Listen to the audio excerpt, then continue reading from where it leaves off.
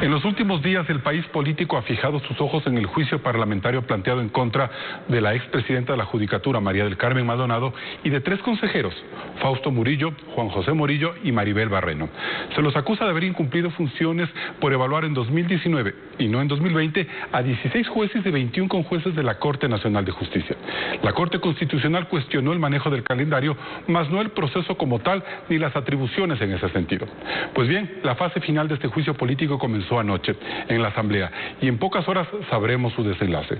Por eso saludamos a Fausto Murillo, presidente del Consejo de la Judicatura. Bienvenido a Contacto Directo, doctor. Muy buenos días, un gusto estar en Contacto Directo. Bien, doctor, ¿resignado ya a ser destituido por el Parlamento Nacional? Resignado jamás, porque hemos cumplido con nuestras obligaciones, con nuestras responsabilidades con el país, haciendo una evaluación como nunca antes se hizo, técnica, rigurosa, objetiva, en la que no superaron un importante número de jueces y conjueces que indudablemente no estaban capacitados para ser jueces de casación.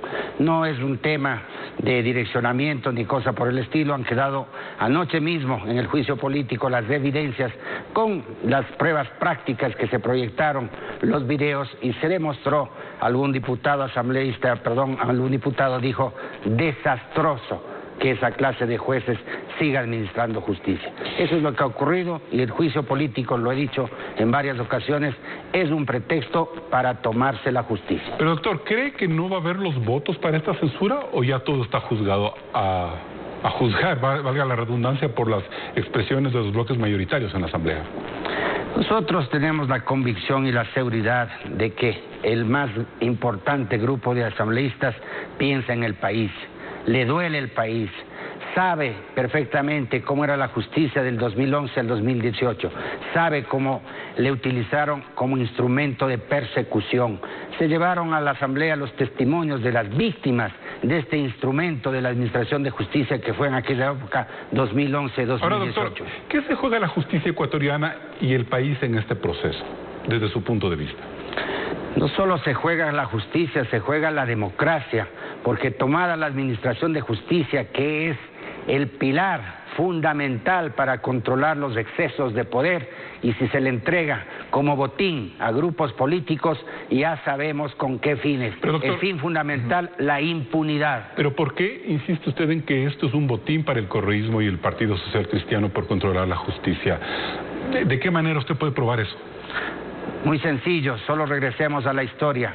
8 de diciembre del 2004, tumbaron a la Corte presidida por Hugo Quintana, nombraron la Pichicorte, anularon los juicios importantes, entre otros, del señor Bucarán. Del 2011 al 2008 se tomaron la justicia, persecución política, incluida a periodistas y a la gente o a los ciudadanos que no pensaban igual o eran opositores.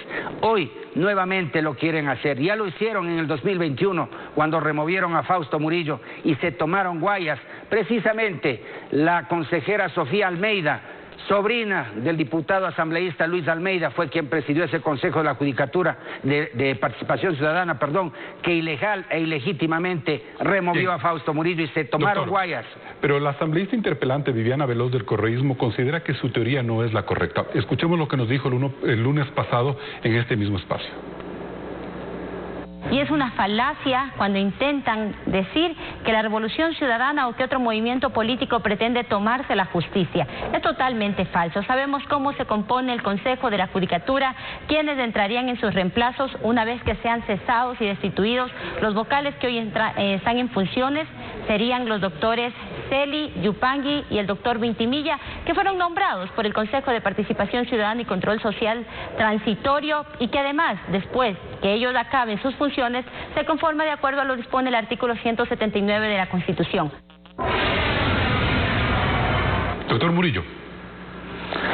Esa dicha por la asambleísta falacia, por el contrario, es una realidad y el país ya lo vivió. Cuando removieron a Fausto Murillo, asumió mi suplente, conformaron una mayoría y se tomaron la Administración de Justicia. Los jueces de San Borondón fueron ubicados por esa nueva mayoría. ¿Y qué es lo que consiguieron? Las acciones, prostituir las acciones de protección y las garantías jurisdiccionales. Esa es la verdad, esa es la realidad, no es ninguna falacia. La falacia es acusar al Consejo de la Judicatura de haber incumplido funciones y atribuir a la Corte Constitucional esa afirmación, lo cual ciertamente es un despropósito. Ahora, doctor, juristas importantes en este país como Rafael Ollarte, Ramiro García Falconi o Pablo Encalada advierten que es un error cuestionar la trayectoria de Jaime de Ventimilla, Elsie Celi y Yolanda Yupanqui, cuyas hojas de vida fueron consideradas por el Consejo de Participación Transitorio de Julio César Trujillo. Ellos han dicho, no es correcto que se los acuse de correístas o socialcristianos cuando ellos han tenido una hoja que ha sido validada por la transición de 2018, doctor. Creo que uno de los profesionales que usted ha señalado, de apellido me parece que es... ¿Doctor Encalada? Ollarte. Me parece que es Ollarte. Él es el abogado patrocinador de la Asociación de Magistrados y Jueces que presentó la demanda de inconstitucionalidad a nuestros reglamentos. Ante esa acción de inconstitucionalidad, la Corte Constitucional le rechazó casi en el 100%, y por eso es que la sentencia que ahora aducen que es la base del juicio político, lo único que ha cuestionado es la temporalidad. Ha dicho que el Consejo actuó constitucionalmente, legalmente y en ejercicio de sus potestades. La temporalidad, ha dicho Ollarte, que es muy importante porque significa que si no se toman medidas frente a los periodos, la próxima judicatura, posiblemente la que le suceda a usted, podría en el momento menos indicado evaluar jueces e ir cambiando a los magistrados. Entonces, él dice, no, los plazos eran importantes y la judicatura tenía que someterse a esos plazos, es decir, evaluar en 2020 y no en 2019. Lo que el correísmo dice es que como se evaluó un año antes, tuvieron un tipo de jueces que fueron los que condenaron a Rafael Correa. Ese criterio es respetable, pero no tiene nada que ver con la realidad. No se olviden de la consulta popular del 4 de febrero del 2018, que el pueblo ecuatoriano mayoritariamente decidió reinstitucionalizar el país, establecer un consejo de participación transitorio que evalúe a todas las entidades de control, entre aquellas el Consejo de la Judicatura presidido por el doctor Yal.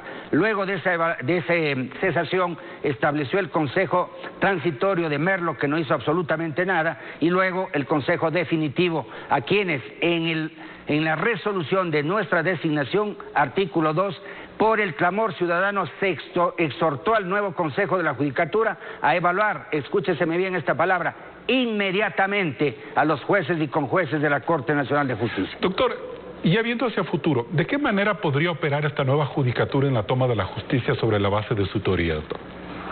La base de una realidad que ya se avisora es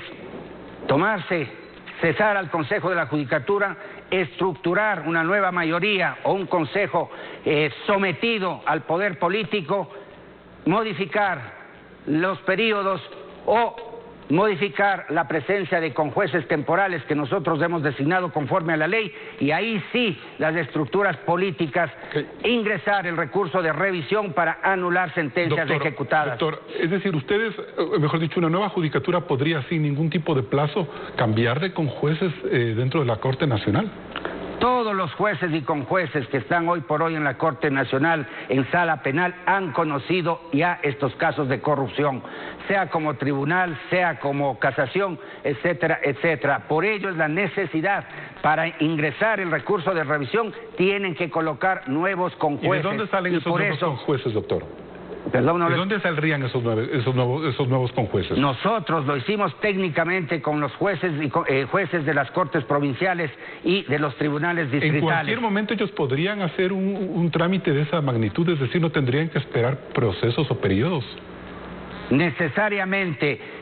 Un ejemplo, cuando se produjeron los vacíos de la evaluación y luego del concurso, el Servicio de Administración de Justicia no puede suspenderse o paralizarse. Por ello, aplicando el 40.2 del Código Orgánico de la Función Judicial, designamos conjueces temporales que han venido actuando y conociendo estos casos. ¿Qué pasaría con esos conjueces? ¿Fácilmente pueden ser removidos por una nueva mayoría de la Judicatura? ¿Eso es lo que usted simplemente pueden regresarles a sus tribunales de origen y encontrar jueces dentro de la estructura de toda la función judicial de cortes provinciales y tribunales y designarlos con jueces doctor, temporales. Aquí hay una argumentación adicional invalidada por la interpelante Viviana Veloz. Escuchemos.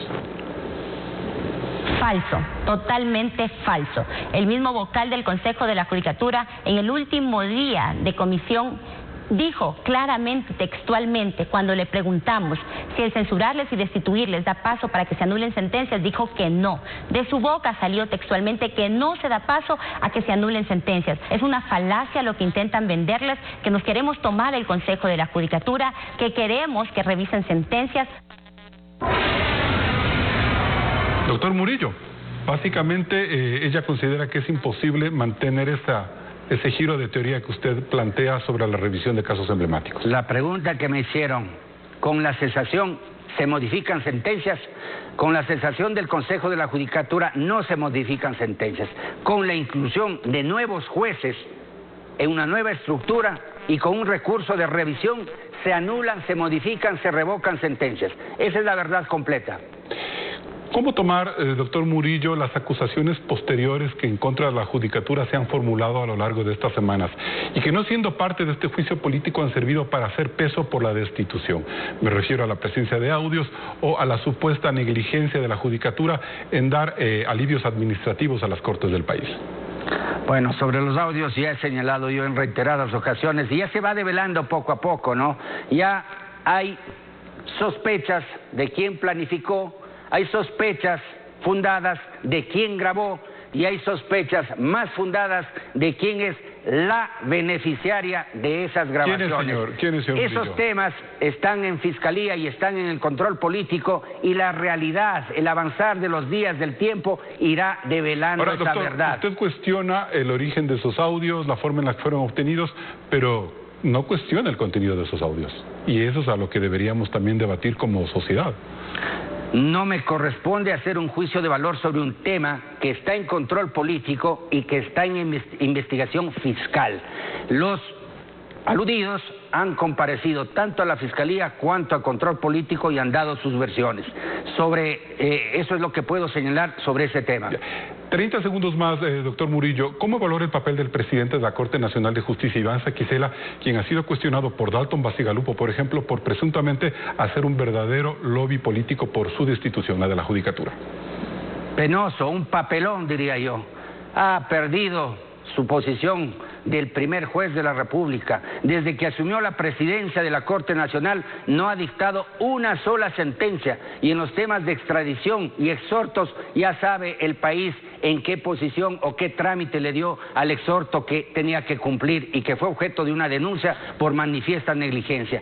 Ha acudido a la Asamblea, al juicio político, como testigo de cargo en contra de los vocales del Consejo de la Judicatura. Un papelón. Que deje de ser político y que se dedique a dictar sentencias. Ese es el llamado al primer juez del país. Bien, y estas han sido las reflexiones de Fausto Murillo, presidente de la Judicatura, a horas de que se zanje el juicio político en su contra. Gracias por venir a Contacto Directo. Muchas gracias a ustedes.